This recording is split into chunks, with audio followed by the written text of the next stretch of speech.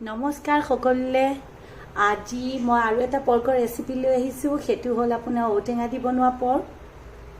প্ৰথমতে আমি ইনগ্ৰিডিয়েণ্টছখিনি চাই লওঁ।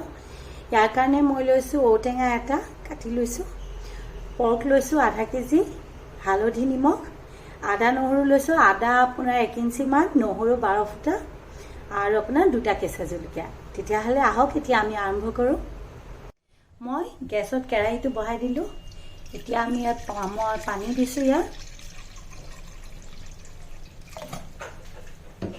আজি আমি পৰ্কখিনি বইল কৰি বনাম।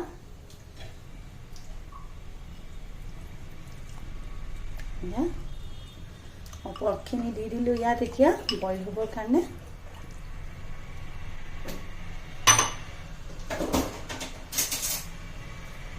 এতিয়া আপোনাৰ নিমখ দিলোঁ, সোৱাদ অনুসৰি নিমখটো দি দিলে হ'ল। এতিয়া এইখিনি এবাৰ লৰাই দি পেলাই এইখিনি বইল হ'বলৈ দিম ভালকৈ।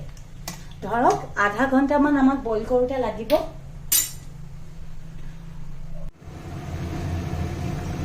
পৰ্কখিনি বইল হৈ গৈছে। মোক 80% বইল পৰ্ক লাগিব। 80% যেতিয়া বইল হ'ব তাৰপিছতহে আমি আপোনাৰ এইটো ঔটেঙাখিনি এড কৰিব পাৰিম। চাই ল'ব, টেঙাটো আকৌ হ'লেহে অকণমান ভাল লাগে। সেইকাৰণে মই এইখিনি দিলোঁ।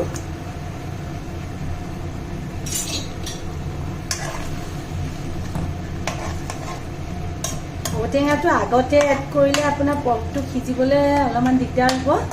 সেইকাৰণে পৰ্কটো আপোনাৰ আধাতকৈ বেছি বইল কৰি পেলাই এতিয়া ঔটেঙাখিনি দিলোঁ। এতিয়া আকৌ উতলিবলৈ দিম পানীটো একেবাৰে পোহালৈকে, আৰু ঔটেঙাটো সিজিব লাগিব। এইখিনিতে চাই ল'ব, যদি নিমখ এড কৰিব বিচাৰে অকণ নিমখ এড কৰি ল'ব পাৰিব। পৰ্কখিনি উতলি থকাৰ মাজতে মই কেঁচা জলকীয়া 2টা আগটো অকণ ফালি লৈ পেলাই ইয়াত দি দিম।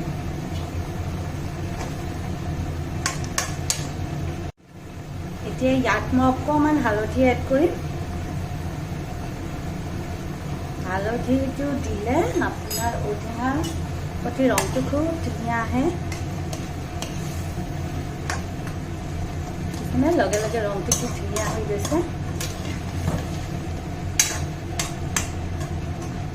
এতিয়া আমি একদম পৰ্কৰ তেলটো ওলোৱালৈকে এইখিনি আকৌ উতলাম।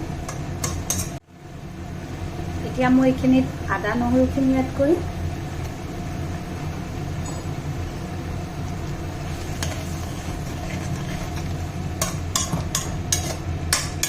আদা নহৰুখিনি দিয়া হ'ল। এতিয়া আকৌ উতলিবলৈ দিম।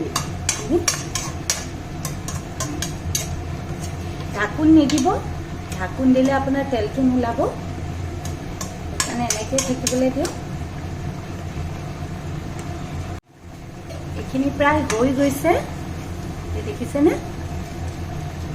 আপোনালোকে ইচ্ছা কৰে যদি ইমানখিনিটো ৰাখি দিব পাৰে আপোনাৰ আঞ্জাটোৰ প্ৰতি। আৰু কিন্তু মই এইখিনি আৰু অলপমান আপোনাৰ পানীটো আৰু অলপমান কম কৰিম। মোৰ জলকীয়াকেইটাৰ জ্বলা একেবাৰে কম, সেইকাৰণে মই ইয়াত অকণমান চিলি ফ্লেক্স এড কৰিম।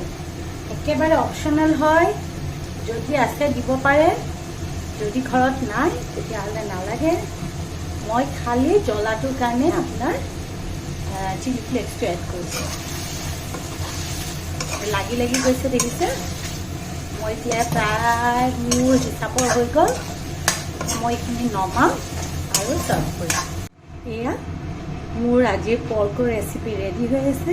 এতিয়া ইয়াত আপুনি ভাতৰ লগত খাব পাৰে, বা আঠা চাউলৰ যিটো আপোনাৰ বৰা চাউল আৰু জহা চাউল ভাপত দি বনাই সেইটো চাউলৰ লগতো খাব পাৰে। আপুনি কেনেকুৱা লাগিলে ক'ব, বনাই খাব, আৰু লাইক কৰিব, কমেণ্ট কৰিব, মোৰ চেনেলটো ছাবস্ক্ৰাইব কৰিব। আকৌ আহিম নতুন ৰেচিপি লৈ। আজিলৈ এৰিলোঁ।